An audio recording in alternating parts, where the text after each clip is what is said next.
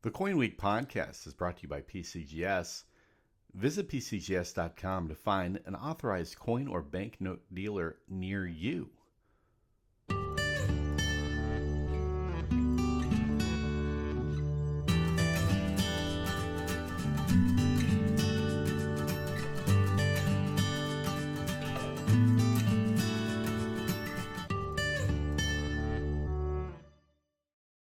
All right, hi everybody. This is CoinWeek editor Charles Morgan, and today for the CoinWeek podcast, I have a guest, Nicholas Bruyer, who's recently published a book titled "U.S. Treasury Notes, 1812 to 1865: An Illustrated History," which we had the courtesy from Stax Bowers to review it before it is actually hits print. Nicholas will be at the A&A in Pittsburgh if you are attending, and he will have physical copies of the book on hand, which he'll be signing. I read the book with great interest. I find that U.S. paper money is a very complex subject that maybe isn't as often as it should be described or detailed in a linear way. How we come to understand coins in a very linear way with dating and things like that. Paper money is a little bit more opaque. I found Nick's book to be pretty interesting, not only in the sense that it answered some questions that I had concerning the issuance of federal currency before the greenback, but it also answered some questions that I had after I read Don Kagan's monograph on the currency issues released around the War of the 1812. So thank you, Nick, for joining us. Let's have just a wide-ranging conversation about what drove you into this. I know that you're a very versatile collector. You have experience in world coins, U.S. Postage notes, and a very major collection of that. But what drove you to this particular subject, and what is it about currency that really appeals to you? Well, thank you for having me, first of all, Charles. And I'll start by talking about one of the great auctions that took place in the last 5 years, which was the Joel Anderson collection of paper money, which was sold by Stax Bowers in 2018. And there were notes in that collection that are excessively rare, extremely desirable, and so I was very interested in it. I was looking forward to bidding. And as I began to research notes that were going to appear in the auction, I came upon a $50 note from 1861. There was a $50 Treasury note issued, and an interest-bearing note, a 6% note with a 2-year duration. And as I began to dig into the reference books on this, I couldn't really find out much information about it. So it was a mystery. And as I began to dig into it, well, one of the major things I discovered was that although the reference works were telling me that this note was sold to investors, this particular note was issued by the Treasury Department to a soldier in the Iowa infantry. So it was completely at odds with what I had read about Treasury notes. Here was a note being issued for use as money, and these notes were actually used to buy supplies, uniforms, food, you name it, during the Civil War. So I started to dig deeper once I had this little tidbit of knowledge, and that took me into the whole era of Treasury notes, beginning with the War of 1812 and going all the way through the end of the Civil War. And what I found was that Treasury notes had really acted as a de facto paper currency for the United States for many times when it needed a national currency. And this usually happened during some of the most dangerous times in American history, the War of 1812, the war with Mexico, major financial panics such as the Panic of 1837, the Panic of 1857, and of course, the Civil War itself. So what I discovered was that all of this, that of course, it all predated the legal tender notes, which didn't come out until 1862. I was at the Joel Anderson sale myself, and I don't know if you had a chance to take in the video I put up from the first session. There's some very major notes that went down in that sale, and one of the things that struck me about the I guess Joel's collection, not only the breadth of it and the quality of the notes, is just how complex a tapestry I think U.S. paper money is, and I think about how, it seems like, so I'm a Gen X collector, and if you imagine that I come into the hobby after the clad era takes Yeah, hold, and there's a lot of bias, I think, in collecting, where after silver is taken out of circulation, those aren't real coins anymore. right. So there's a little bit of like this urge to like support the metal over the fiat money, right?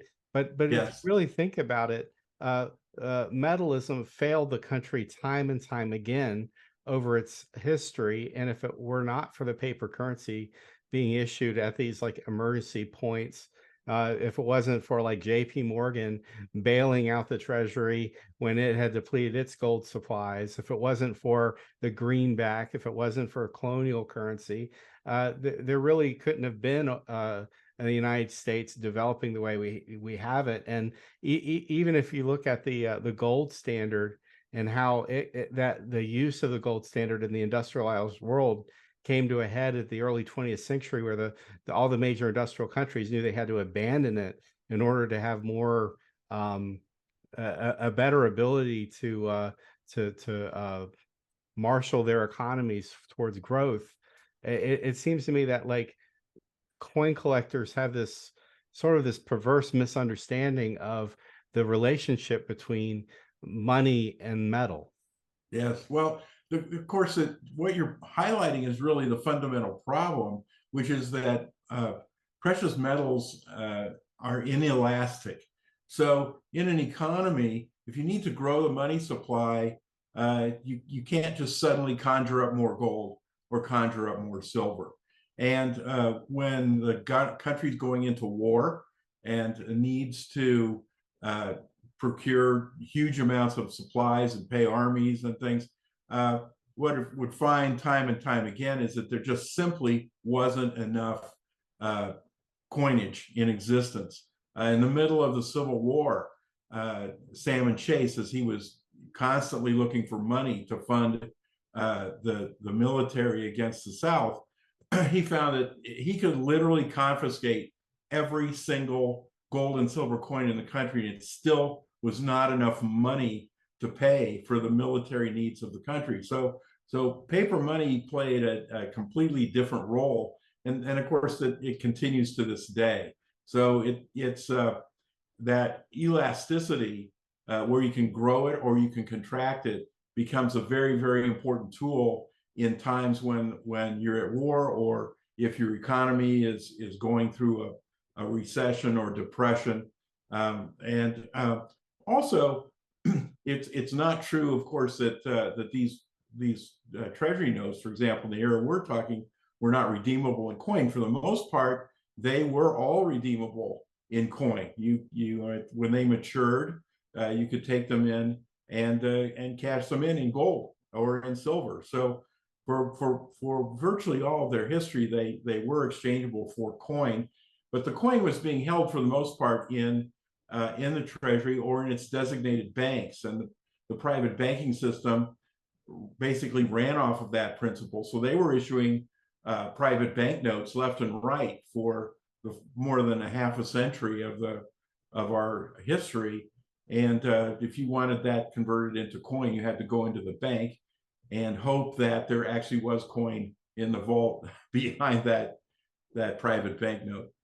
I think one of the things that it was helpful to me in the book, Nick, was that uh, I think I came at the topic with the perspective of trying to understand the federal government in the 19th century, not in the way that we may understand the federal government today. I mean, it's a broad, expansive, powerful institution. It's got a giant bureaucracy. It touches practically every facet of American life. When we think about the Federal Reserve System and the Fed chairman and how much of an impact the Fed chairman has on the health of the economy. I mean, we had like runaway inflation about a year and a half ago. The Fed decides to manipulate the money supply and do different things with the interest rate, and then all of a sudden we see that getting marshaled down. But when you go to the period of Andrew Jackson, for instance, I can't imagine that the second bank of the United States had anywhere near the influence over the national economy that Alan Greenspan might have had or Janet Yellen has today. And there was a sort of a you could look at the political cartoons of the day. It was almost like a life and death battle between Jackson and this bank and the tendrils that it had in the various elements of the economy. I think Jackson probably misunderstood the bank. I think it was a pretty well-run bank, but he didn't want to renew its charter, and he basically took federal deposits and put them in these pet banks and created basically a financial crisis. But when we think about this government and we think about the power of the government when it's issuing this paper money, it doesn't really have a monopoly on the currency like we think of it today. So we really have to remove that kind of bias when we're looking at the 19th century and understanding how these paper money issues were issued and the expanse they or I guess how they circulated, and how they competed against other money. Well, yes. In fact, I would say it's completely different from today. First of all, as you point out, there was a basic fundamental small is beautiful attitude towards government back then. And so they generally, politicians of that era abhorred deficit spending and the national debt that was carried. There was a constant focus on reducing that debt to eliminate it. And that really began in earnest under Thomas Jefferson. He took over the government from Hamilton, who was a big government federalist, and immediately his Secretary of the Treasury, Albert Gallatin, began cutting. And the government suddenly started running surpluses, and they started paying down their debts from the Revolutionary War. And that continued all the way till 1835, when the federal debt was completely paid off in full. And of course, that was during an era of the Second Bank of the United States. And that bank performed the fundamental role of providing a national circulating currency, which did not exist otherwise because the Constitution said, well, the federal government cannot issue its own paper money. So by participating in the charter of an independent bank, which now currently exists in the form of the Federal Reserve Bank, we had that independent system. The early politicians in our government were very wise in that they firmly believed that if paper money was put in the hands of politicians, it would absolutely destroy the country. And you would certainly wonder what they would think if they could take a look at the numbers being run in terms of deficit spending and debt by the federal government today, what they would think of how things have evolved.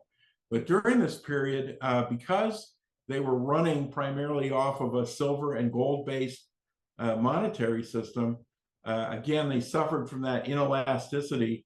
They had to depend on the private banks to increase the money supply, but they were largely unregulated. And, people were victimized by these wildcat bankers who would go into business and suddenly go out of business and take everybody's deposits with them. I'm going to say, excuse me for just a second, I'm going to shut my door where my wife knows about this and she's trying to control these dogs.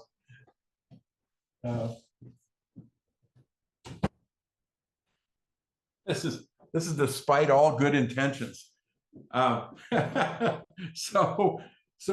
the government really didn't have its own paper money, but when it got to points where it urgently needed to pay for the expenses of the government, whether it was wartime expenses or otherwise, they could go to what were originally known as bills of credit, which became known when it was issued by the government as Treasury Notes, and they turned to those. And some of those notes would be sold as investments and pay an interest rate to investors. But just as often, those notes would be issued at low interest rates or even no interest rates, and would be used and in payment. And that started during the War of 1812, when we issued the small notes in the little denominations of $3, $5, $10, 20, and 50. And those bore no interest at all. They were exchangeable for bonds, but they could be used as cash payments by the government to pay its bills. So let's talk real quickly about that. Like, who would you imagine were the, or did, let me rephrase it. Were the customers for these notes, these treasury notes, different, a different type of clientele around the War of 1812 as opposed to around the hard times around 1830 in the 1830s versus the Civil War era? Were these different institutions or customers that would be purchasing or using these notes? For the most part, up until the Civil War, these were commercial clients. So, first of all, they were creditors of the banks. If you sold goods, or I'm sorry, creditors of the federal government, if you sold supplies to the Army, if you were constructing a new facility for the government, you needed to be paid. If the government did not have the coin on hand to pay, then they would pay you in Treasury notes. They even at points paid government employees, including congressmen and senators, in Treasury notes. That's what they received for their pay. So these were used broadly in commercial transactions in that era. It really wasn't until the Civil War when they began to really seep into use on the man on the street. And that happened in a big way with when the armies were being rapidly built. And in 1861, the Secretary of the Treasury, Chase, asked for two different kinds of Treasury notes. One was a non-interest bearing Treasury note called a quote unquote demand note, and that was used in low denominations, sent out to pay troops all over the country. And the second category were interest-bearing, 7.3% interest-bearing Treasury notes, like the Eagle note that you were referring to. And those were sold almost entirely to investors. So you had those two classes of Treasury notes. And things got even more crazy from there at the end of 1861, when there was a specie suspension. We stopped paying out, well, the banks stopped paying out gold coin. And early by February 1862, they were issuing legal, so-called fiat or legal tender notes that were redeemable essentially in nothing. You could convert them into bonds, but you couldn't redeem them for coin any longer. And from there, we had a series of Treasury notes, interest-bearing and otherwise. Through all these periods, the banks were very interested in these Treasury notes for two reasons. One is that they continued to be afraid that the government was going to push out their ability to issue their own private banknotes, which was a very profitable enterprise for the banks. They loved it. And they lived in fear that the government was going to push them out of that. The second being that banks would also take in these Treasury notes and put them into their monetary reserves. They had a choice. They could keep gold coin in their vaults, which earned no interest, or they could have a Treasury note that would earn interest. And so if they loaned out money, they could earn interest on their loans. They could simultaneously earn interest on the reserves in their bank vaults. So, and how stable would you say this currency was? I mean, was it a situation because it did have as its underlying basis bimetallist system that the dollar, as long as the dollar stayed constant, these notes sort of maintained a certain value, or did they start selling at a discount at any given time? They were very stable. And the reason they were stable was not so much because they could be, well, it wasn't because they could be immediately converted into silver and gold, because you had to hold them to maturity, but they were redeemable almost during the entire history of Treasury notes um, uh, as for government obligations. So if you had taxes to pay, and 90% of government income during most of the first 50 years of our history was for customs duties. So 90% of the income roughly was for custom duties to the government, and you could use these treasury notes to pay your customs bills. So if they started to drop in value, say 2 or 3% below face value, well, the importers would buy them up, and they would, they would get that 1 or 2 or 3% discount, and then they could pay them to the government for their customs duties at full face value. And that buoyed up the value of treasury notes, even when the value of government bonds might be in the tank. There were periods where the government bonds were selling at 20% discount, but the treasury notes were only selling at a 2% discount. So how difficult is this material to collect, and what would be like a good starting point or an organizational structure for somebody who isn't experienced to sort of start to think about this? Well, the bad news is that the treasury notes are rare, and they're rare because they none of them ever became irredeemable. They were all redeemable by the government, and so you could take them in and get your money out of them, and they got cash because they were all good. There was no such thing as a repudiated obligation of the United States government. They were all honored. So because of that, they're anywhere from rare to extremely rare. The most common of them, if we can call treasury notes common, were issued during the Civil War. Right in the middle of the Civil War, in 1864, you had lower denominations such as $10 and $20 notes that the government was producing primarily for military pay. So these notes were 5% interest bearing. They were 1 year duration, and they were being sent out in large volumes for military pay. Also, the demand notes of 1861, which were heavily used for military pay, are among the, we'll call them the least rare of the treasury notes, and they can be picked up. One of the things you'll see is that they're all very well worn, and what that should tell you is that they saw heavy use.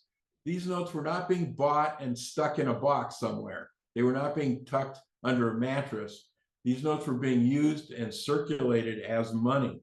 And that's why, for example, demand notes of 1861 are extremely rare in high grade. Most of them are very well worn because they were being used as money and passed hand to hand.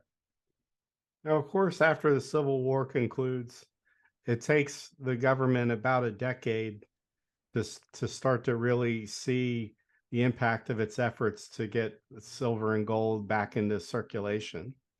But it seems to me that the Civil War was a fundamental turning point in the public's relationship with paper money, because by the time you get to the 1870s, 80s, 90s, I think the public by and large starts to prefer having the paper money as opposed to the heavy coin.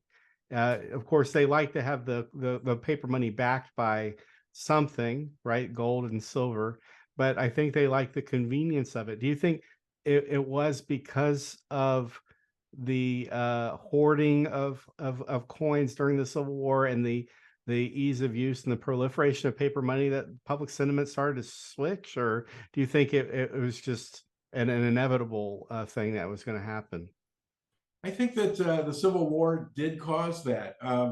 The paper, they became familiar with it. At first, they didn't know what to make of it. When the demand notes started showing up at local stores, when the later treasury notes in 1864 started going hand to hand, actually, it turned out the soldiers loved them because most of the soldiers, they were out in the field and they had families back at home. These people were farmers, and they had families back at home that they needed to support. And a lot of this money went straight from the soldiers' hands directly to their families back home to pay the bills. And they loved the fact that they could mail these things back home. So they got a tremendous amount of use. and were highly preferred, to coin if they had any coin at that time, which they largely didn't, because the gold was selling at a premium to the paper dollar. But people became quite familiar and quite comfortable with government paper money during this era. And of course, when the Union prevailed in the Civil War, the bonds and the obligations of the government were literally as good as gold. There was no doubt that the backing of the notes was there, and also by that time, by the end of the Civil War, the private bank notes were essentially wiped out. Secretary Chase coveted the deposits that people had made to obtain private bank notes. He wanted the private banks to convert their reserves into U.S. Treasury bonds, and that happened. They taxed private banknotes right out of existence, and then of course we had that whole era of national banknotes. So people became quite comfortable with paper money during the Civil War and preferred it for practical reasons. I can't say I blame Chase. I mean, it seems like the private banknote issuing as a national policy seems like madness when you consider, all of the abuses in the banking system, how many of these banks go bankrupt.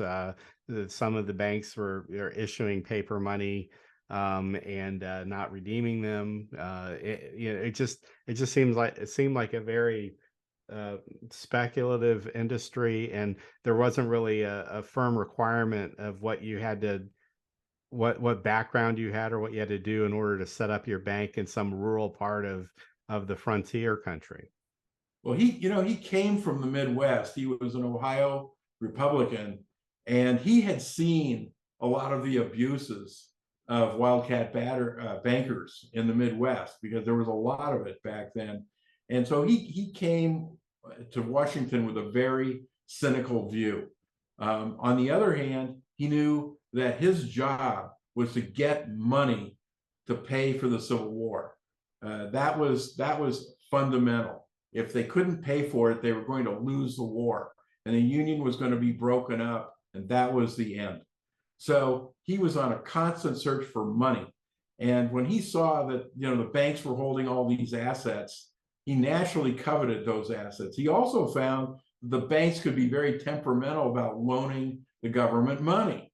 And very early on, he tried to launch some bond issues early in 1861, and they failed. They wanted premium interest rates, this and that. They were reluctant to loan the government money. So he turned to Treasury notes and began issuing Treasury notes.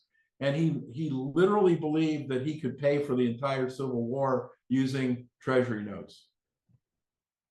One of the things that I think is really striking about this period in our currency, it seems like the government really was like experimenting quite a bit. If you look at just the the issue of postal currency, the fractional currency, the different series of notes that were issued by the Treasury, just the wide diversity of motifs and subjects. Many of these are maybe stock types of illustrations, but it got more and more sophisticated. And when you compare that to what we have today, of course, we have much more advanced counterfeiting problems, that the BEP has to address.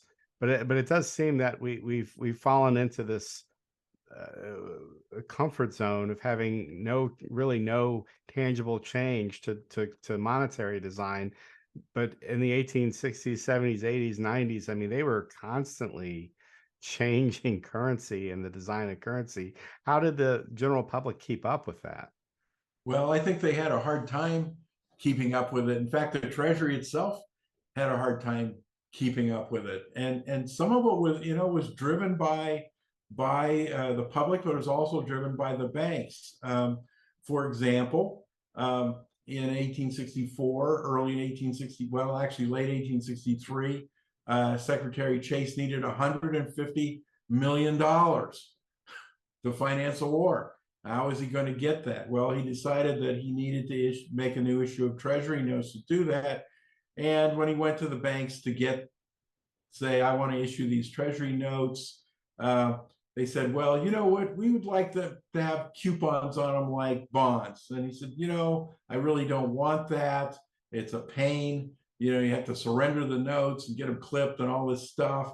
And they said, but that's what we want, because when we can clip a coupon, we can get the little interest payment and reinvest it. And he went ahead and did that.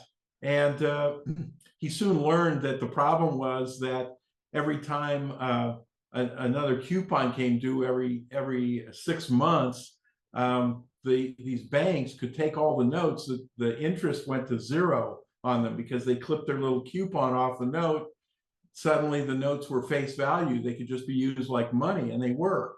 So all of a sudden the money supply was going up and down like a yo-yo, and Chase was seeing the inflationary effects of that. It really frightened him. And after a few months, he discontinued the coupon notes and replaced them with non-coupon notes that would just accrue interest over time. So that was one experiment that failed. And he basically said, I'm not going to issue any more coupon notes.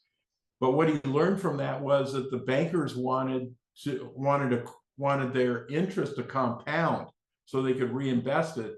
So in around June of 1864, he came out with a new note called a compound interest Treasury note. Said this not only will accrue interest, but it will compound. And that basically solved the coupon problem for Treasury notes. And he continued to use hundreds of millions of dollars worth of those notes, which were paid out to soldiers and all kinds of things, all the way through the end of the Civil War. So given the high face value of many of these notes, I'm often surprised that $1,000 gold certificates and things like that survive to this point, because it seems like that's an incredible amount of money to hold on to something as a collectible and not redeem it. What's your sense of like how did of course a lot of this material is rare, but what's your opinion of how this material survived? I mean, was it is it just they were held up in banks over time and then they really became obsolete and they were purchased by collectors? Or do you think collectors at the time started to hold on to certain things and that's how a lot of the stuff survived? I think they survived by accident, by and large. First of all, 99.9% at least never did survive. And a lot of these high denomination notes, $500, $1,000, or $5,000 don't even exist today, except perhaps as a proof or a specimen that were put aside during the Civil War. There were a handful of notes that were set aside for a French gentleman by the name of Vadimer, who had been building a collection for a museum in France, and the government was kind enough to give him an example of each of these types of notes. And a lot of those notes are the only examples that exist anywhere. But by and large, those high denominations were used for interbank transactions, or with investment firms, and never got into the hands of the general public at all. Weren't seen by the general public. And I think that the survival of even one of those notes is pretty much a miracle. And because of that, it must have been very difficult for numismatists to really start to piece this all together, because numismatics in some respects is kind of a forensic science. You may not have been there during its creation, but you have the after effect of it, the object and some evidence about how it was created. So it seems that for some of this material, it really must be almost like pioneering work to try to figure it out and to write about it.